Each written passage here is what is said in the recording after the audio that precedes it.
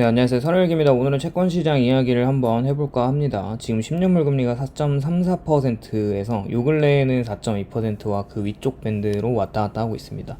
어제 파월의 잭슨홀 미팅 중 금리 인하 시사는 다시 10년물 금리가 급락하게 하면서 4.25%로 30년물 금리는 4.7%까지 사실 그동안 내려왔다가 4.9 이상에서 머물고 있었는데 지금은 4.88% 정도에 안착했습니다.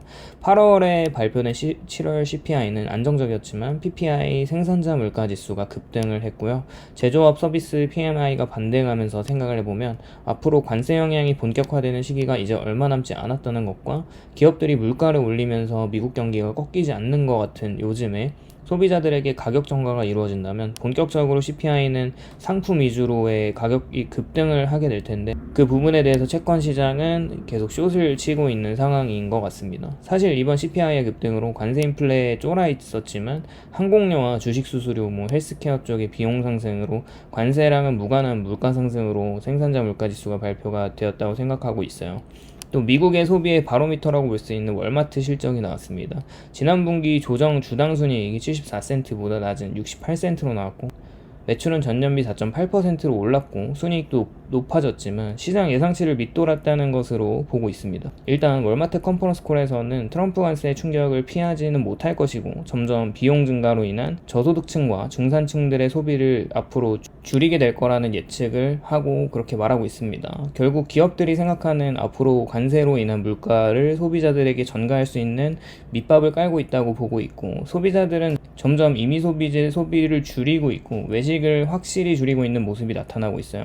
미국의 서민 음식이라고 하는 맥도날드의 빅맥 세트 가격이 18달러, 하나로 무려 25,000원이라고 하면 확실히 CPI 쪽에 음식 가격 지수 중에 외식 물가 가격이 전월 대비로 오르지 않았다는 것은 소비자들이 특히 외식을 거의 하지 않았을 수도 있다고 보고 있습니다. 그렇게 맥도날드도 세트 메뉴 가격을 5달러로 인하한다는 소식을 또 냈고 요즘 물가에 또 생각을 계속 해보게 되는데 미국 CPI의 40%를 차지하는 주거비가 확실히 안정화되고 있는 상황으로 이제 신규로 이제 렌트 가격이 그냥 급락하고 있는 모습을 좀 볼 수가 있거든요.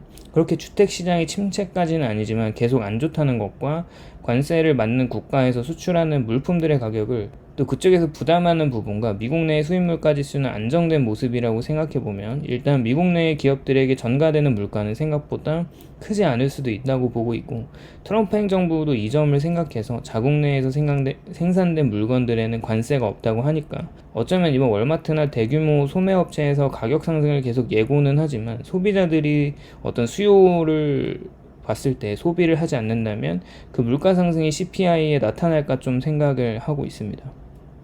어쩌면 맥도날드 같이 오히려 세트 메뉴 가격을 하락시키는 것처럼 소비자들의 구매력이 낮아지면서 다시 상품 가격들이 낮아지거나 물가가 올라갔을 때 프라이스 P는 올라가지만 Q가 떨어지면서 물가 상승을 상쇄하는 결과가 나오지 않을까도 생각을 하고 있어요.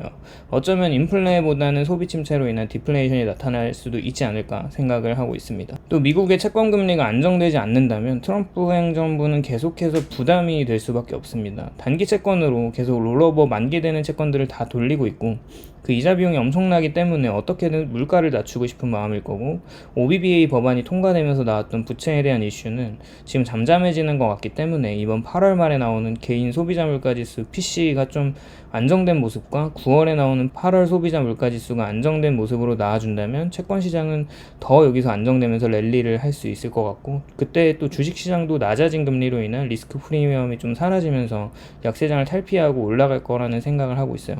또한 중요한 노동시장이 또 남아있는데 요즘 보면 신규 청구 건수와 연속 청구 건수를 보면 신규는 안정된 모습이지만 연속 청구 건수는 조금 더 올라가면 200만 건수가 될 텐데 과거 금융위기를 보면 신규 기준으로 50만 명의 신규 실업수당 청구 건수가 나타나면서 경기 침체에 초입이 나왔던 것을 보면 아직까지도 미국의 노동시장은 그냥 괜찮은 수치이고 물론 이민자들이 더 이상 들어오지 않고 추방된 사람들의 인원으로 경제활동 참가율이 많이 낮아지면서 나오는 실업률이 안정화되는 것이 착시효과라고 보고 있긴 한데 수치상으로만 보면 미국 경기는 아직 안정적이다라고 볼 수는 있을 것 같습니다.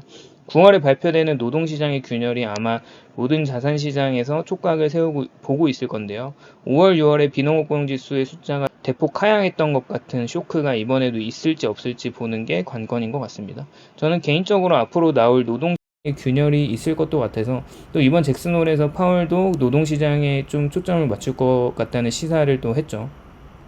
그렇게 높아지는 금리에 사실 미국 30년물 채권 ETF를 계속해서 매수를 하고 있습니다. 만약에 그렇게 된다면 주가 하락을 방어해주는 채권 역할이 이번 8월 초에 있었던 것처럼 한번 또 기대를 해볼 수 있을 것 같다는 생각입니다. 다들 성투하시고 오늘도 시청해주셔서 감사드립니다. 도움이 되셨다면 좋아요, 구독을 부탁드립니다. 감사합니다.